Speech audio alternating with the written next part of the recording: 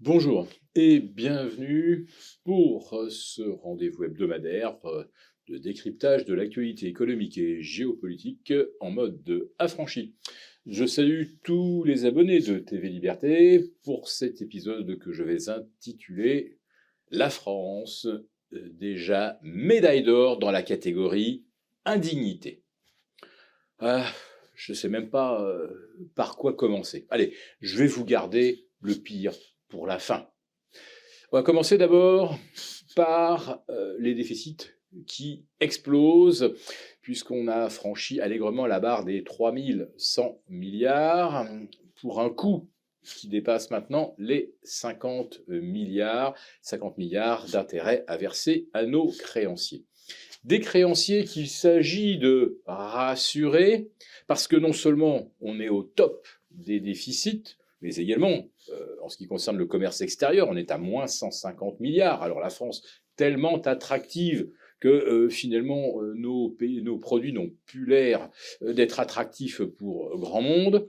Donc rembourser 50 milliards quand on n'a pas de croissance, qu'on est en récession. Alors on vous a bidouillé les chiffres, on vous annonce que c'est zéro. Bon, en réalité, on a ajusté un effet stock par-ci, on a ajusté un effet investissement par-là, et on a réussi à nous maintenir quasiment à l'équilibre, alors qu'en fait, on est bel et bien en récession, et ça, les PMI et les ISM en témoignent.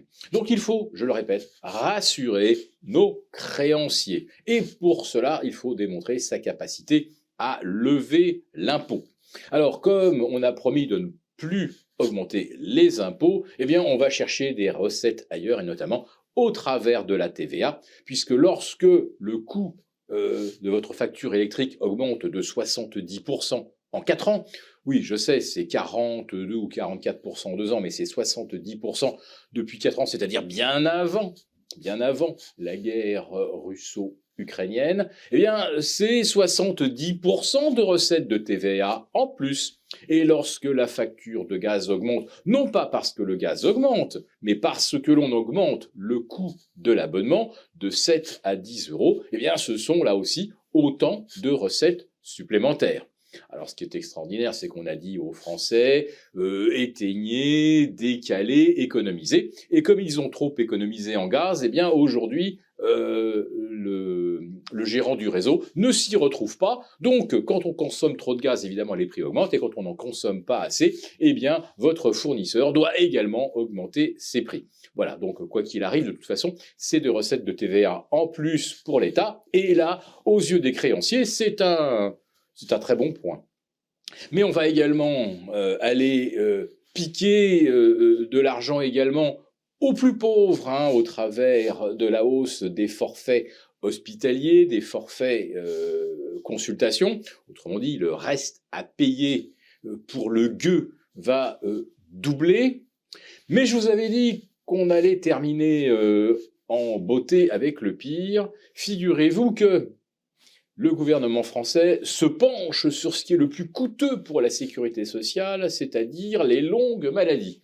Tiens, on ne parle pas du coût de l'AME, où on soigne la misère du monde, ce qui est certes tout à notre honneur, mais bon, il y a un moment où il faut se demander si on en a encore les moyens. Bref, le gouvernement français voudrait regarder de près ce qui se passe du côté de la longue maladie, parce que ça coûte effectivement très cher.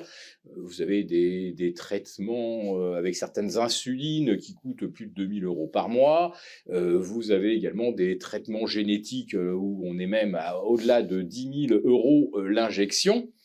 Donc, pour réduire le coût des longues maladies, qu'est-ce que le gouvernement compte faire ? Réduire également la prise en charge ? Ou alors faire comme avec le chômage, finalement, si les longues maladies sont trop longues, on fait comme pour le chômage, on raccourcit la durée d'indemnisation, donc la durée des longues maladies. Non, en fait, on voit que notre gouvernement est en panique, et la meilleure preuve est que chaque fois que les choses tournent mal, ou que Bruxelles ou les marchés nous adressent quelques avertissements, pour équilibrer les comptes, eh bien, tout est de la faute, bien sûr, soit de l'extrême gauche, de l'extrême droite, de la Russie, et bien sûr, jamais des décisions de Bruxelles. Et je tiens à préciser au passage que nos agriculteurs qui sont rentrés sagement dans leur ferme ou leur exploitation n'ont absolument rien obtenu, à part des promesses qui ne seront pas tenues.